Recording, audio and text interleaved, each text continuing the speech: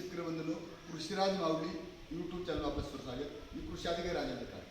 मित्र, आपण इगतपुरी तालुक्यातील नांदगाव सदो या गावामध्ये आहेत. या गावामध्ये कृष्णा बागडे यांना आपण PMET अंतर्गत एक राईस मिल दिलेली. आता प्रत्यक्ष आपण त्या शेतकऱ्याची थोडी चर्चा करूया. आपलं नाव सांगा. रामकृष्ण हरी. मी नांदगाव सदो गावचा रहिवासी कृष्णा राधा बागडे माझं नाव.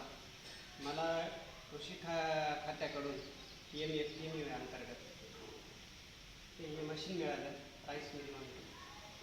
खरोखर असं म्हणायचं का मला त्याचा खूप फायदा होतो. कृष्ण बाबा सांगा, साधारणतः तुम्हाला महाराष्ट्रातून कृषी विभागातून किती अनुदान मिळतं? मला त्या शासनाकडून 4 लाखापर्यंत अनुदान मिळालं. तर मला सांगा, हा पूर्ण तुम्हाला आता हे मशीन टाकले याच्यानंतर याच्यामधून तुम्हाला साधारणतः महिन्यातून तुम्ही किती भात याच्यामध्ये काढता आणि तुम्हाला साल किती साडीचे पोते लागतात, किती भात काढतात, म्हणजे तांदूळ किती काढतात? मी साधारण जर रोजचं जर प्रमाण म्हटलं तर मी 15 ते 20 पोते भात काढतो, म्हणजे साळ काढतो. ते 15 ते 20 पोते साळ जर म्हटलं तर त्याला 15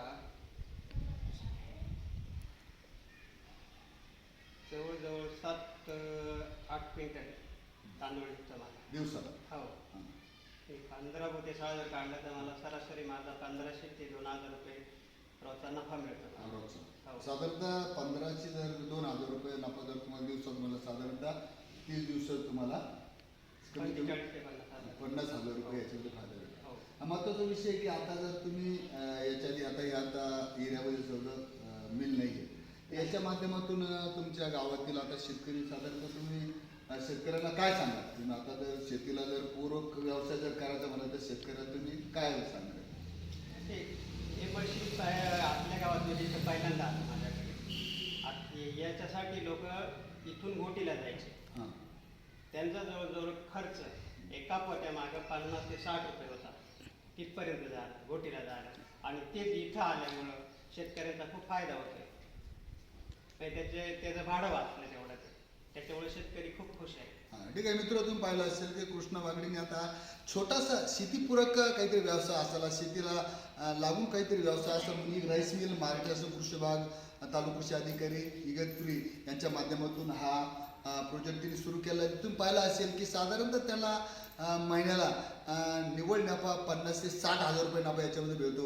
आणि माझा सर्व शेतकरी बांधवांना विनंती आहे की नुसते शेतीवर अवलंबून राहण्यापेक्षा शेती परवडून किंवा नाही परवडून किंवा ते पुढचा विषय, पण शेतीला आजच्या काळामध्ये साईड बिझनेस असला तरच शेतकऱ्याला आपण शेतकरी जगू शकतो. म्हणून ज्याप्रमाणे कृष्ण भाऊने आज राईस मिल सुरू केली आणि त्याला आर्थिक त्याच्यापासून आर्थिक पैसे मिळायला लागले, त्याप्रमाणे सगळ्याला अशी विनंती का काही ना काही बिझनेस आपल्याला शेतीसाठी हवा आहे. त्याला कृष्णभाऊ सारख्या सर्वांनी काही ना काही बिझनेस चालू करा. PME अंतर्गत महाराष्ट्राच्या कृषी विभागात तालुका कृषी अधिकाऱ्याच्या मार्फत आपण 37% अनुदान प्रत्येक त्याच्यामध्ये साधा कच्चा माल कृषीच्या माध्यमातून म्हणजे शेतीच्या माध्यमातून निघणार आणि त्याच्यापासून पक्का माल तयार होईल असे भरपूर प्रोजेक्ट आपण त्याला देत असतो. त्याच्यामध्ये राईस मिल असेल तुम्ही पाहिलं, नंतर दाल मिल असेल, तेल मिल असेल, तुमचे शेवायचं मशीन असेल, कुडायचं मशीन असेल किंवा ह्या प्रकारची किंवा बेकरी असेल किंवा पिठाची गिरणी असेल, ह्या प्रकारच्या सगळ्या प्रकारच्या या गोष्टीला आपण अनुदान देत असतो. तरी सर्वांना विनंती आहे मित्रो, शेतीला आता ह्या काळामध्ये पूरक व्यवसाय असणं गरजेचं आहे. म्हणून प्रत्येक शेतकऱ्यांनी PME अंतर्गत अर्ज करून ह्या प्रकारे लाभ घ्यायला काय हरकत नाही. नमस्कार. आणि त्याच्यामध्ये महत्त्वाचा विषय की आपल्या यांना मार्गदर्शन करताना आपल्या गावातील जे सहाय्यक कृषी अधिकारी आमचे देशमुख साहेब नेहमी सहकार्य करत असतात. कृषी परिषद मी स्वतः मंडल कृषी अधिकारी, त्यामुळे आमच्या तालुक्याचे तालुका कृषी अधिकारी मडके साहेब सुद्धा नेहमी वेळोवेळी ह्या शेतकरी मार्गदर्शन करतात. आपण पाहत असेल आता की आपल्याला मिल, त्यानंतर ही मिल आहे पुढे याच्यामध्ये, त्याच्यामध्ये वरून नंतर याच्यामध्ये 2 तांदूळ खाली करून त्याच्या पद्धतीने ह्या प्रकारची मिल आपल्याला आपण सुद्धा टाकू शकता. याच्यामध्ये ज्याप्रमाणे कृष्णभाऊ 2 पैसे कमवत आहे मिलच्या माध्यमातून आपण सुद्धा कमवू शकतो.